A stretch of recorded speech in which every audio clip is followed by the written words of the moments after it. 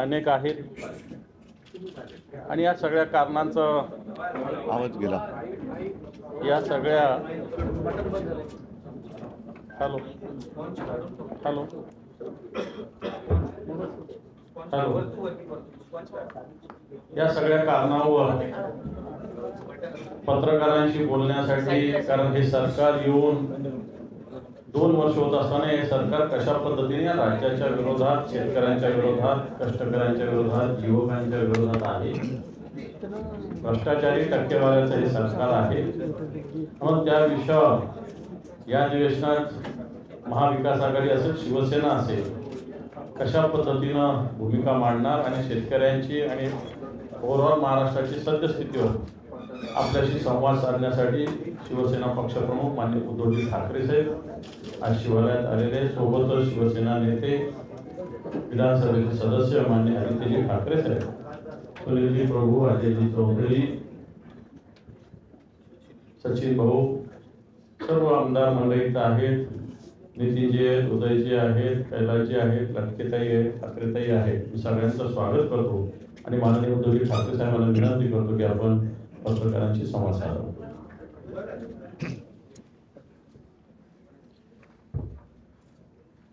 या सरकारचं निरोप घेण्याचं अधिवेशन आजपासून सुरू झालेलं आहे. संपूर्ण महाराष्ट्र या सरकारला बाय बाय सरकार म्हणते, खोके सरकारला बाय बाय म्हणते. साहजिकच आहे की या निरोपाच्या अधिवेशनात सरकारकडनं काही घोषणा होण्याची शक्यता आहे. उद्याच कदाचित त्याबद्दल काही घोषणा होतील. साधारणतः प्रथा अशी असते की दरवर्षी केंद्रात आणि प्रत्येक राज्यात अर्थसंकल्प मांडला जातो, सादर केला जातो आणि त्या अर्थसंकल्पाच्या अनुषंगाने ज्या योजना अथवा घोषणा त्याच्यामध्ये समाविष्ट केलेल्या असतात त्याच्यासाठी आर्थिक तरतूद केली जाते. अर्थसंकल्प एका बाजूला जो काही घोषणांचा पाऊस पडेल हा गाजर संकल्प असणार आहे, कारण निधी खर्चच होणार नाही. घोषणा आजपर्यंत खूप झाल्या, घोषणांचा पाऊस आणि अंमलबजावणीचा दुष्काळ हे यापूर्वी सुद्धा मी म्हटलेलं आहे. मात्र जर या सरकारला जरा जरी संवेदना असतील तर त्या घोषणा आपण आत्तापर्यंत गेल्या 2 वर्षात जेवढ्या केल्या त्याची पूर्तता किती झाली एवढं जरी त्यांनी खरेपणाने उद्या नीट सांगितलं तर मी म्हणेन खूप झालं. हे सरकार, याला आता काय सरकार म्हणायचं, कारण खोके सरकार तर म्हणतातच, महायुती सरकार म्हणतात, पण एकूणच जर बघितलं तर केंद्र आणि राज्य हे त्यांच्याच भाषेत डबल इंजिन सरकार आपण किंवा ते म्हणत असतील तर ही दोन्ही सरकारं महागळती सरकार आहेत. हे लिकेज सरकार आहे, कारण राम मंदिराच्या गाभाऱ्यात सुद्धा लिकेज झालेलं आहे, पेपर फुटी झालेली आहे, म्हणजे पेपरसुद्धा लीक होत आहेत, मंदिरसुद्धा लीक होते आणि ह्यांना लाज लज्जा शरम काही नाही आहे. आम्ही काही प्रश्न विचारले किंवा विषय त्यांच्यासमोर मांडले तर ते उलटे आमच्यावरती आरोप करतात. ठीक आहे, त्याच्यावरती या संपूर्ण अधिवेशन काळामध्ये आमच्याकडनं काही प्रश्न उपस्थित केले जातीलच, जीवाभावाचे प्रश्न महाराष्ट्राच्या जनतेचे उपस्थित केले जातील. मात्र एकूण आत्ताची जी काही परिस्थिती आहे आपल्याच माध्यमातून आम्हालाही कळते, संपूर्ण राज्याला कळते आणि राज्यातले शेतकरी ही परिस्थिती प्रत्यक्ष भोगतायत. ज्या काही बातम्या येत आहेत ही आता गेल्या आठवड्यात टाइम्स ऑफ इंडियामध्ये आलेली बातमी आहे. त्याच्यात त्यांनी म्हटलंय की साधारणतः सरासरी जर का आपण बघितलं तर रोज एक शेतकरी फक्त अमरावती जिल्ह्यामध्ये आत्महत्या करतोय. एकूण तुम्हाला सर्वांना आठवत असेल की हे घटनाबाह्य सरकार जेव्हा अस्तित्वात आलं तेव्हा घटनाबाह्य मुख्यमंत्र्यांनी जाहीर केलं होतं की यापुढे राज्यातील एकही शेतकरी आत्महत्या करणार नाही. त्यांच्यापुरतं ठीक आहे, कारण त्यांची पंचतारांकित शेती आहे. असा राज्यात नव्हे देशात दुसरा कोणताही शेतकरी नसेल की जो हेलिकॉप्टरने स्वतःच्या शेतात जातो आणि पंचतारांकित शेती करतो. विशेषतः अमावस्या पौर्णिमेला वेगळं पीक काहीतरी काढतात असं माझ्या कानावर आहे. मात्र शेतकऱ्याची हालत गंभीर आहे. आज सुद्धा अजूनही पावसाने ओढ दिलेली आहे. पाऊस म्हणावा तसा सुरू झालेला नाही आहे. महाराष्ट्रात अनेक तालुक्यांमध्ये अनेक गावात आज सुद्धा टँकरने पाणी पुरवठा करावा लागतोय. त्याबद्दल यांना कुठेही संवेदना नाही. एकूण जर का पाहिलं तर काही म्हणजे जवळपास 6,500 आत्महत्या ह्या गेल्या 2-1 वर्षात झालेल्या आहेत. म्हणजे पुन्हा ढोबळमानाने पाहिलं तर साधारणतः रोज 9 शेतकरी आपलं आयुष्य संपवत आहेत. विदर्भातील शेतकरी असो, मराठवाड्यातील शेतकरी असो, यांचा वाली कोणी राहिलेला नाही आहे. जर का आपण बघितलं तर यांनी ज्या काही घोषणा केल्या, मी मुद्दामून आकडेवारीच घेऊन आलेलो आहे. साधारणतः 10,022 कोटीची नुकसान भरपाई देणं बाकी. याने किती जरी आवडला तरी जमिनीवरची परिस्थिती अशी आहे की हे जाहीर केलेले आकडे नुसते कागदावर आहेत. प्रत्यक्ष शेतकऱ्याच्या हातात किंवा त्याच्या खात्यात अजूनही पैसे येणं बाकी आहे. साधारणतः गेल्या 1 जानेवारीपासून आत्तापर्यंत 1046 शेतकऱ्यांनी आत्महत्या केलेल्या आहेत. ही एकूण जर का परिस्थिती पाहिली, पीक विम्याचे पैसे नीट मिळत नाही आहेत. आजच मला माहिती मिळाली, नाही ते दुसरं तुम्ही दिलं ना, 1 रुपयात पीक विमा, नाही ते द्या ना खालचं. हां, 1 रुपयात पीक विम्याची घोषणा केली होती, पण शेतकऱ्याच्या खात्यात केवळ 70 रुपये काही ठिकाणी जमा झालेले आहेत. अशी म्हणजे सगळे चित्रविचित्र ह्या गोष्टी चाललेल्या आहेत. म्हणून मला आमची मुख्य मागणी उद्याच्या अधिवेशनात ही राहणार आहे की तुमचं आता डबल इंजिन सरकार आलेलं आहे. त्यांच्या सुदैवाने शेपटावरती निभावलं आणि कसेबसं NDAचं सरकार हे दुर्दैवाने आपल्या देशात परत आलेलं आहे. त्यांच्या लेखी असलेली महाशक्ती पुन्हा एकदा तिकडे विराजमान झालेली आहे. तर या डबल इंजिन सरकारने ज्याप्रमाणे मी मुख्यमंत्री झाल्यावरती नागपूरच्या माझ्या पहिल्याच अधिवेशनात कोणीही न मागता मी 2 लाखापर्यंतची रक्कम पीक कर्जाची ती मी माफ केली होती, मुक्त केलं होतं. तसं आमची आज जाहीर मागणी आहे की एकूण या तुमच्या थापा आता खूप झाल्या, नुसत्या घोषणासुद्धा आता खूप झाल्या. अजूनही 3-3.5 महिने निवडणुकांना आहे. तर तात्काळ शेतकऱ्यांची कर्जमुक्ती जाहीर करून निवडणुकीच्या आत तुम्ही ती अंमलबजावणी करा. कारण नाहीतर आपल्याला हेही माहिती आहे, आम्ही ज्या वेळेला देवेंद्र फडणवीस यांच्यासोबत सरकारमध्ये होतो त्यावेळेला त्यांनी सुद्धा एक कर्जमुक्तीची घोषणा केली होती, जी अद्याप चालू आहे, पूर्णच झाली नाही. आम्ही जी केली होती ती योजना कर्जमुक्तीची तर पूर्ण केलीच. दुर्दैवाने करोनाचं संकट आलं. त्या काळामुळे 50,000 रुपये प्रोत्साहनपर राशी जे नियमित कर्ज परतफेड करणाऱ्या शेतकऱ्यांना आम्हाला द्यायची होती ती आम्ही देऊ शकलो नव्हतो, कारण यांनी गद्दारी करून सरकार पाडलं. पण ती रक्कम यांनी अडवून ठेवलेली आहे. तर नुसत्या घोषणा करू नका. तुम्ही जर अंमलबजावणी करणार असाल तर माझं म्हणणं आहे की पहिली अंमलबजावणी करा आणि मग निवडणुकीला सामोरे जा. कारण आता या सगळ्या गोष्टी होणार. जसं आता आजच एक बातमी आली की एका कंत्राटदाराने शेतकऱ्यावरतीच बंदूक रोखली. पण तक्रार करायची कोणाकडे? कारण मंत्र्यांना इतर कामं बरीच आहेत, त्यांना या गोष्टीकडे लक्ष द्यायला वेळच नाही आहे. आणि असे हे सगळे मंत्रिमंडळात असलेले चेहरे बघितल्यानंतर जनतेचा वाली कोण आहे? जनतेचा वाली कोणी राहिलेला नाही आहे. आणि म्हणून माझी आणखीन एक मागणी अशी आहे की आता मी असं ऐकलं की ज्याप्रमाणे मध्य प्रदेशमध्ये लाडली बहिणा ही एक योजना आहे, तसं हे सरकार लाडकी बहीण ही काहीतरी एक योजना आणते. माझं म्हणणं आहे जरूर आणा, लाडकी बहीण योजना आणा, पण तुम्ही आता मुली आणि मुलांमध्ये भेदभाव करू नका. लाडका भाऊ म्हणून पण आणा, लाडका भाऊ म्हणून पण योजना आणा आणि मुलींप्रमाणे मुलांना सुद्धा मदत करा. कारण एकूणच एवढी वाईट परिस्थिती आजपर्यंत महाराष्ट्राच्या नशिबात कधी आली नव्हती. मगाशी अंबरसजी आपण एक मुद्दा सत्ताधारी पक्षाच्या लक्षात आणून दिला की सध्या पोलीस भरती सुरू आहे. पोलीस भरतीसाठी 17,500 जागा असताना जवळपास 17 लाखाच्याही वरती तरुणांनी अर्ज केलेले आहेत. अर्ज केले तर केलेत, मात्र त्यांना ज्या काही सोयीसुविधा राहण्यासाठी, कारण गावागावातनं तरुण येत आहेत. माझ्या देशाचं, माझ्या राज्याचं, राज्यातल्या कायदा आणि सुव्यवस्थेचं पालन करण्यासाठी म्हणून, माता भगिनींचं रक्षण करण्यासाठी म्हणून जे तरुण पोलिसात भरती होऊ इच्छितात त्यांना सोयीसुविधा पण बऱ्याच ठिकाणी दिल्या गेलेल्या नाही आहेत. अनेक ठिकाणी जसं जोगेश्वरी येथे ब्रिजखाली ही मुलं झोपत आहेत, काही ठिकाणी झाडाखाली झोपत आहेत, कसलीही काही सुविधा नाही आहे. तर मग ह्या सगळ्या गोष्टी जर का बघितल्या तर बेकारी वाढत चाललेली आहे. आणि त्यांना कुठेतरी दिलासा जर देणार असेल तर तुमचं डबल इंजिन सरकार मी पुन्हा पुन्हा म्हणतोय, कारण त्याचे बऱ्याच वाफा तुम्ही आत्तापर्यंत सोडलेल्या आहेत. तर ह्या गळती सरकारने डबल इंजिन त्यांचं जे केंद्रात बसलेले त्यांची मदत घेऊन एकतर माझ्या राज्यातल्या शेतकऱ्यांना कर्जमुक्त केलंच पाहिजे. दुसरी गोष्ट, लाडकी बहीण जर काही योजना तुम्ही आणत असाल तिचं आम्ही स्वागत करतो आहोत, पण लाडका भाऊसुद्धा योजना आणा आणि त्यांनासुद्धा जसं तुम्ही माझ्या माता भगिनींना लाभ देणार आहात तसं माझ्या भावांना पण द्या. तुम्ही भेदभाव करू नका, कारण महिला आपल्या आता तो काळ गेला, जुना काळ गेला.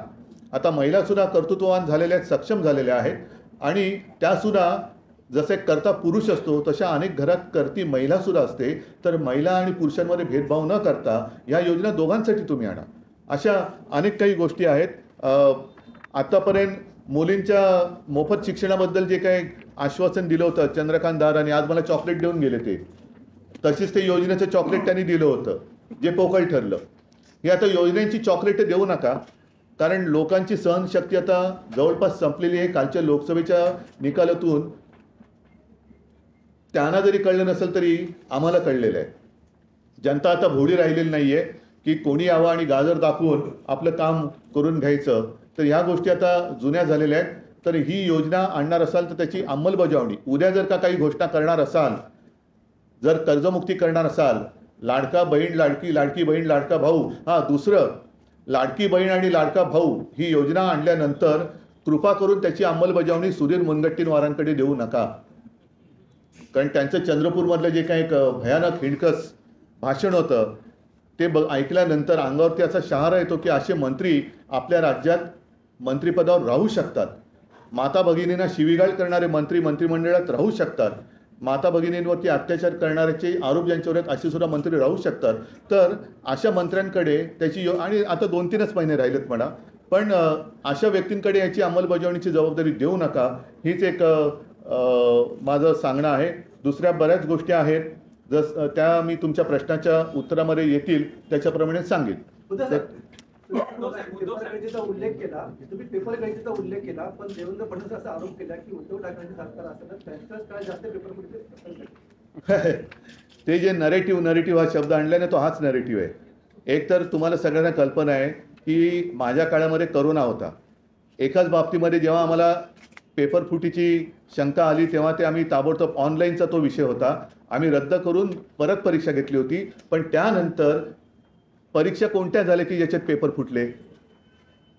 तर हे खोटं नरेटिव्ह म्हणतात, ते यालाच म्हणतात.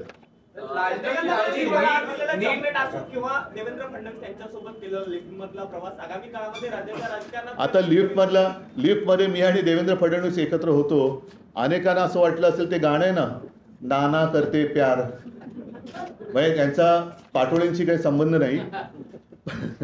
नाना करते प्यार म्हणून तुम्हीच कर बैठे असं काही नाही आहे. ती एक योगायोगाने झालेली अनौपचारिक भेट होती. आणि म्हटलं तर असं म्हणा, मगाशी कुठे दिनेश मग बोलले की भिंतीला कान असतात आणि लिफ्टच्या भिंतीला कान नसतात. त्याच्यामुळे तुम्ही एक चांगली सजेशन केली की यापुढे आमच्या गुप्त बैठका आम्ही लिफ्टमध्येच करू. उद्धवजी, पुणे विद्येचं माहेरघर आहे, मात्र गेल्या काही दिवसांमध्ये ड्रग्सचं प्रमाण एवढं वाढलं आहे, पुण्यामध्ये असेल किंवा नाशिकमध्ये असेल, यावर कोणतेही उपाय केले जात नाहीये. पूर्ण राज्यातून मुलं शिकण्यासाठी फक्त पुण्यात येतात आणि खूप चुकीच्या पद्धतीने हे जात आहे, कारण का पब आणि ड्रग्स ही संस्कृती आता पुण्यात सुरू झाली आहे. ह्याच्या मुळापाशी जावं लागेल आणि तोही मुद्दा अधिवेशनात आम्ही जोरात उठवणार आहोत. पुण्यामध्ये त्याबद्दल आंदोलन तर आम्ही करतोच आहोत, परंतु सरकार एका सत्तेच्या नशेच्या धुंदीत आहे. त्या धुंदीतनं त्यांना खाली आणावं लागेल, कारण महाराष्ट्र पूर्ण नासवण्याचं काम होतं. हे ड्रग्ज येतात कुठून? मध्ये मध्ये ज्या बातम्या येतात त्या कुठल्या तरी गुजरातच्या एकाच पोर्टवरती हे ड्रग्ज सापडले जातात. माझ्या कानावर असं आलं आहे, त्याची सत्यता अजून पटवून घ्यायची की मध्ये एखादी कुठली तरी कन्साइनमेंट पकडल्यासारखं दाखवत, पण इतर वेळेला हा कारभार मोकाट असतो. तर हे ड्रग्ज येत आहेत कुठून? काही आपल्या राज्यामध्ये केमिकलचे जे बंद झालेले कारखाने आहेत तिथून याचा काही सोर्स आहे का? मग याच्यासाठी उद्योगमंत्री काय करत आहेत का? त्यांचे वेगळे काही उद्योग सुरू आहेत. तर हे बंद असलेले कारखाने इकडे कोण इन्स्पेक्शन करत आहे का? यांचे जे काही कारभारी आहेत, अधिकारी आहेत, ते तिकडे पाहत आहेत का? अशा अनेक गोष्टी आहेत. पण हे जे काय ड्रग्सचं प्रकरण आहे, मला असं वाटतं याच्यामध्ये सर्व पक्षीयांनी कारण ही महाराष्ट्राची पिढी आणि महाराष्ट्राचं भवितव्य नासवणारी गोष्ट आहे ड्रग्ज. त्याच्यामध्ये केवळ आम्ही सत्तापक्ष आणि प्रतिपक्ष असं न करता सगळ्यांनी एकत्र येऊन हा विषय खणून काढला पाहिजे. मग त्यांचे कोणी सगळे सोयरे असतील, कोणाचे सगळे सोयरे असू द्या. मध्ये त्या एक ते नाव कुठलं गाजलं होतं, ललित पाटील. पुढे काय झालं? खरं खोटं आलं पाहिजे बाहेर. तर त्याच्याबद्दल सुद्धा साहजिकच आहे, आम्ही या अधिवेशनात पाठपुरावा करू. पण हा सुद्धा केवळ आम्ही प्रश्न विचारतो म्हणून तुमच्याच काळात जास्त ड्रग्जचं वितरण झालं असं काहीतरी फालतू उत्तरं नको आहेत. ह्याच्या मुळापर्यंत जा आणि मुळं खडून काढा. नीट प्रकरणामध्ये जे परीक्षेचे पेपर लीक झाले त्यामध्ये महाराष्ट्रात जर पाहिलं तर अनेक व्हॉट्सअप ग्रुपच्या माध्यमातून विद्यार्थी त्याला बळी पडलेले आहेत. दलालांचं मोठं रॅकेट. व्हॉट्सअप इंडस्ट्री सगळ्यात मोठी कोणाची आहे? व्हॉट्सअप इंडस्ट्री सगळी इंडस्ट्रीज मी म्हणतो त्याला, सगळ्यात मोठी कोणाची आहे? होना चाहिए, बिल्कुल होनी चाहिए एक्शन. आणि असे अधिकारी जागेवर राहता कामा नये. जे कर्तव्यात कसूर करतात त्यांना निलंबित केलं गेलंच पाहिजे. मी तर म्हणेन सेवामुक्त केलं पाहिजे.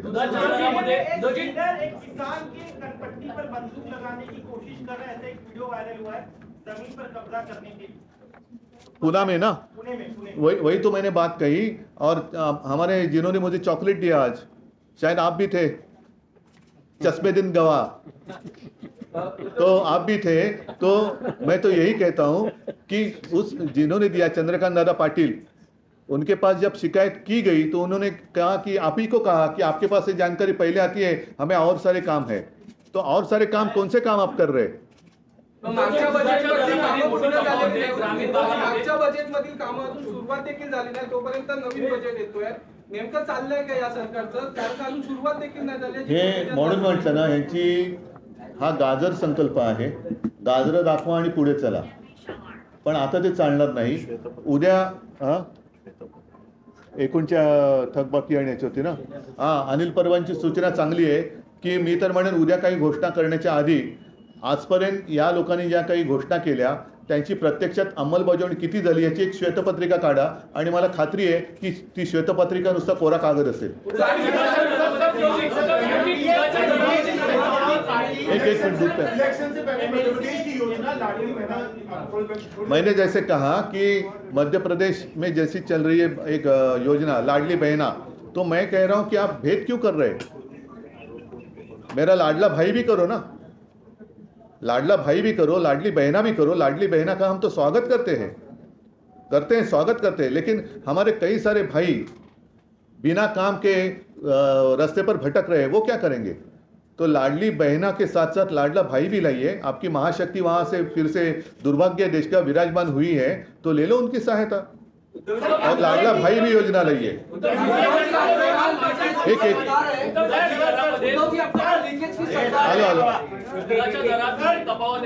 ग्रामीण भागात शेतकऱ्यांना 27 रुपये दूध मिळत आहे, भाव मिळतो त्याचा. मात्र मुंबईमध्ये 54 ते 55 नाही. आज मला जी माहिती मिळाली की दुधाची भुकटी सुद्धा ही जवळपास इम्पोर्ट ड्युटी कमी किंवा माफ करून आयात केली जाते. त्याच्यानंतर दुधाची भुकटी पावडर, दूध पावडर ही आयात केली जाते. मी जेव्हा मुख्यमंत्री होतो तेव्हा आपण ती भुकटी ही आपल्या कुपोषित बालकांना मोफत वाटण्याची एक योजना आणली होती. आता ती आयात करावी लागते. आणि इथे तर दुधाचे भाव म्हणजे जे दूध उत्पादक जे शेतकरी आहेत त्यांच्या पोटावरती पाय. हा जसं कांदा उत्पादकांना तुम्ही निर्यात बंदी केली, तसं या शेतकऱ्यांचं दूध किंवा दुधाची पावडर याची काही हे न करता तुम्ही त्यांना आयात शुल्क कमी किंवा रद्द करून, ती आता कन्फर्म करतो मी, आयातीची परवानगी दिली जाते. त्याच्यानंतर सूर्यफूल आणि मोहरीचं पण जवळपास 3 लाख टन तेल हे आयात शुल्क न लावता हे आपण आणतोय. मग हेही शेतकरी मेले.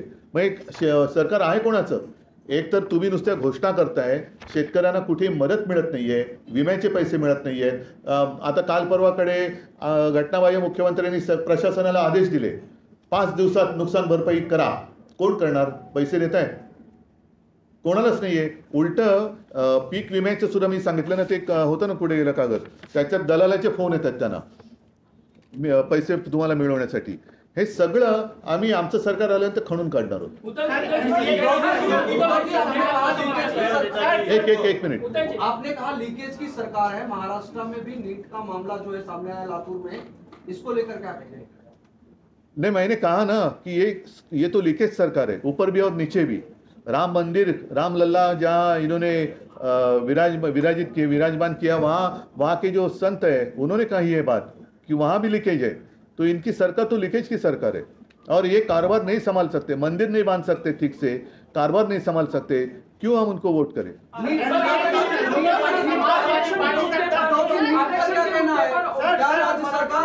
आरक्षण के मुद्दे पर ओबीसी और मराठा आमने सामने है। हमने देखा था कि बिहार में जातीय जनगणना को लेकर उन्होंने पहल की थी। अधिवेशन शुरू है, क्या इस तरह की मांग आप करेंगे? और खासकर तो नहीं, मांग करने से भी ज्यादा मैं यही कहता हूं कि पिछले अधिवेशन के कार्यकाल में इन्होंने एक कुछ तो उत्तर लाया था, तो हमने तो उनका समर्थन किया था। तो आज भी मैं चाहता हूं कि ओबीसी है, मराठा है, जिन्होंने छत्रपति शिवाजी महाराज जी की शपथ ली है, वो इसके ऊपर एक उत्तर निकाले, हम साथ देंगे। सर्वमान्य तोडगा काढावा, आम्ही सोबत आहोत। मराठी माणसाला मुंबईत आरक्षण घरांसाठी मिळावं यासाठी अनिल परबांनी पत्र दिलं, याकडे आपण कसं पाहता? याकडे कसं पाहायचं म्हणजे मिळालंच पाहिजे। मराठी माणसाने रक्त सांडून मिळवलेली मुंबई त्याची हक्काची राजधानी आहे आणि या मुंबईमध्ये हे यांच्याकडे मोठे मोठे बिल्डर आहेत, यांचे पालकमंत्री सुद्धा बिल्डर आहेत, त्यांनी सुरू करावं। लोढा टॉवरमध्ये 50% मराठी माणसांना द्या।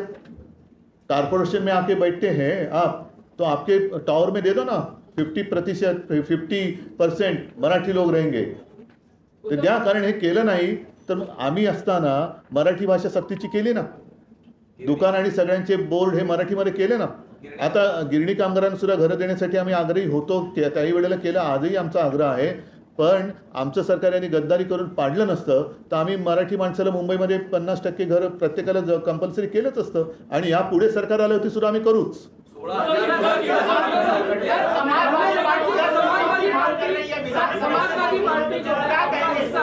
समाजवादी पार्टी आपका हिस्सा है, वो मांग कर रहे हैं कि 5% आरक्षण जो महाविकास उस वक्त आघाड़ी सरकार ने दिया था, वो हमारी मांग मान ली जाए तो ही आगे जाकर आपके साथ काम कर पाएंगे। यह बुआ समाज की मांग है। पहले प्रधानमंत्री जी क्या करना चाहते हैं, क्या करेंगे?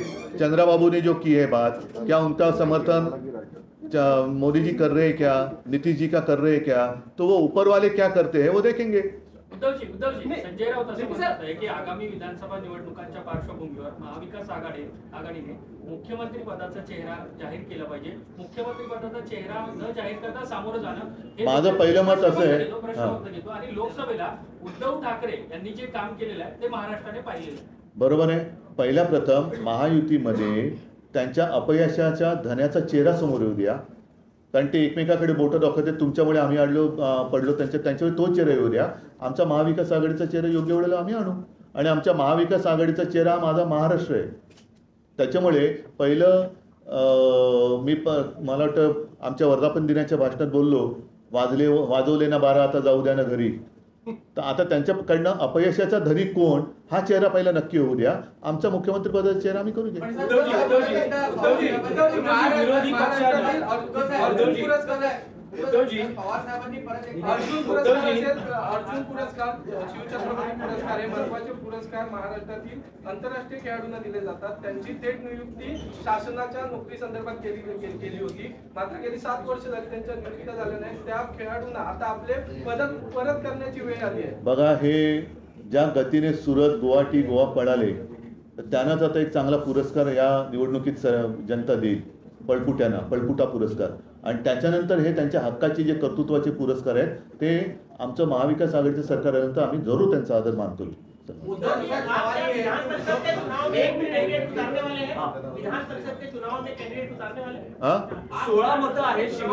हो, उतरवणार ना, कारण 11 जागा आहेत।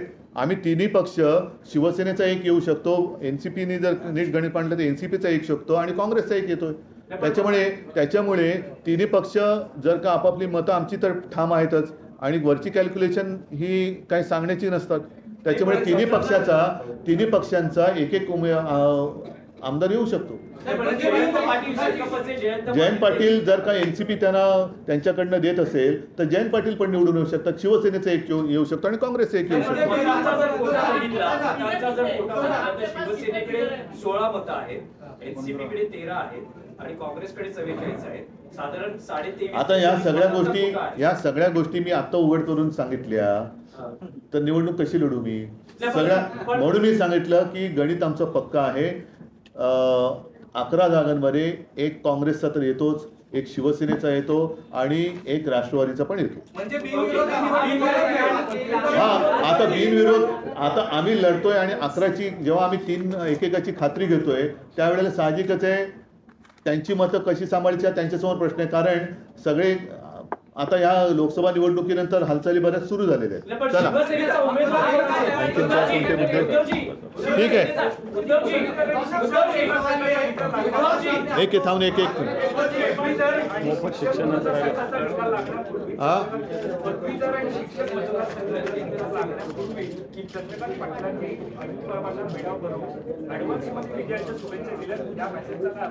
म्हणून मी म्हटलं ना की येती विधान परिषदेची जी निवडणूक आहे, जर निवडणूक झाली तर गमतीशीर होणार आहे.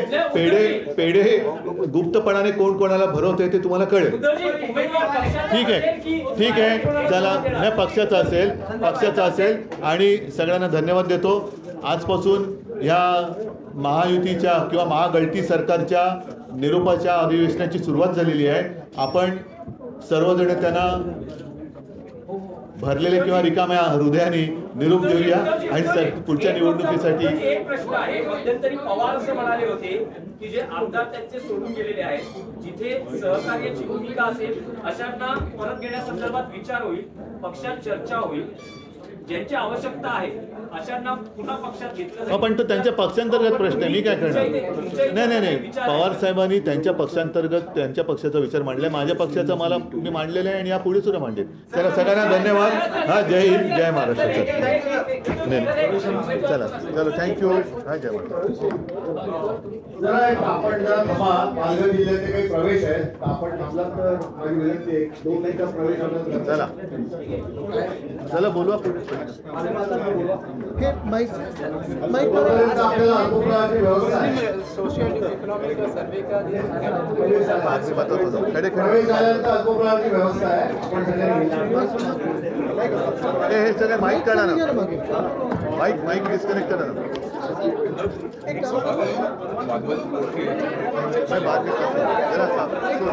हे काढा जरा हर्षद.